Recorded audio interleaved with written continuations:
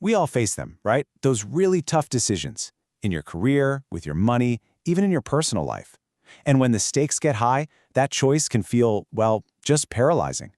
But what if you could do more than just go with your gut? What if you actually had a system for making smarter choices?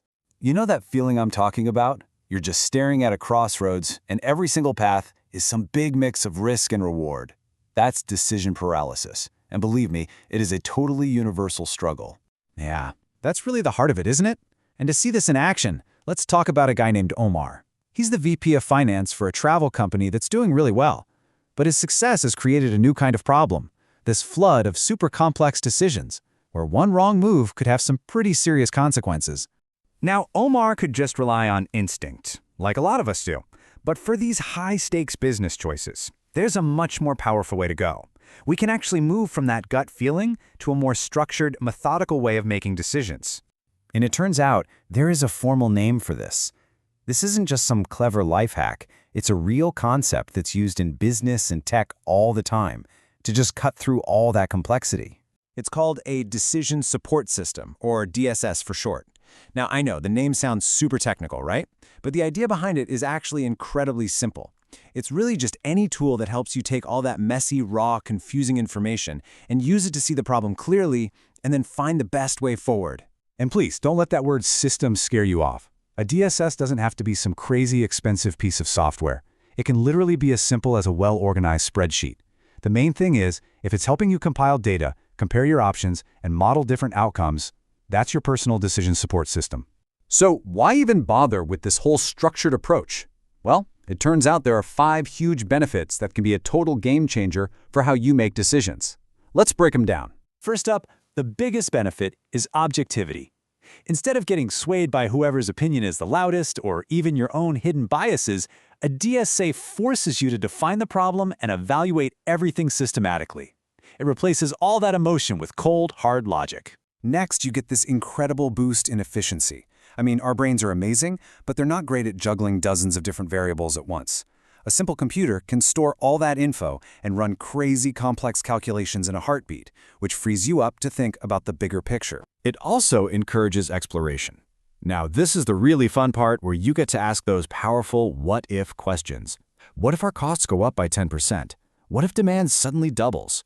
A DSS basically turns your decision into a sandbox where you can safely play around with different scenarios and get a glimpse of potential futures. A DSS also gives you critical support for your final choice. You know, when you have to go justify that decision to your boss, your board, or your team, you won't have to just say, well, it felt right. You can actually show your work. You can prove you handled it professionally and logically. And finally, it makes communication so much clearer. Instead of trying to explain this tangled web of factors in your head, you have a model, a chart, a table that acts like a visual story. It helps you walk other people through your logic, one step at a time. Okay, so theory is great and all, but let's see how this actually works in the real world.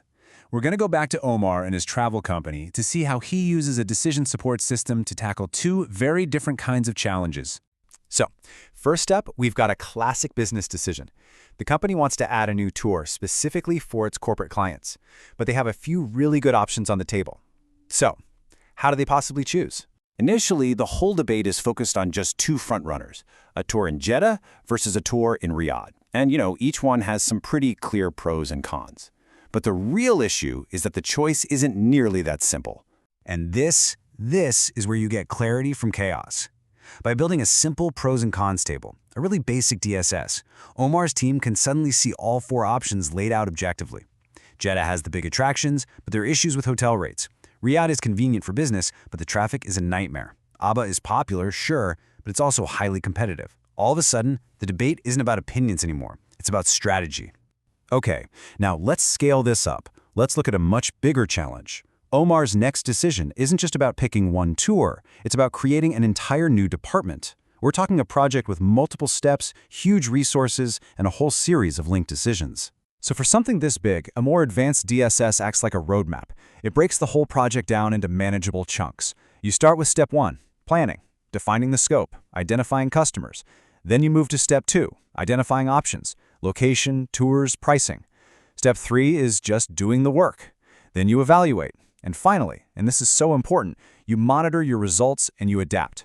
What was once this overwhelming project is now a clear, step-by-step process. So you see, from choosing a city to building a whole new business unit, having that structured approach makes all the difference. And this isn't just for VPs of finance. You can apply this exact same thinking to the decisions in your own life. If you only remember one thing from this explainer, let it be this. The real power of a structured approach is its ability to take a messy, emotional problem and transform it into a clear, defensible choice. It's not really about finding the one perfect answer. It's about giving yourself the confidence to act. So I'll leave you with a question to think about. Whether it's choosing a new phone or planning your next career move, what's the first decision you're going to tackle with this new structured mindset? Thanks for watching.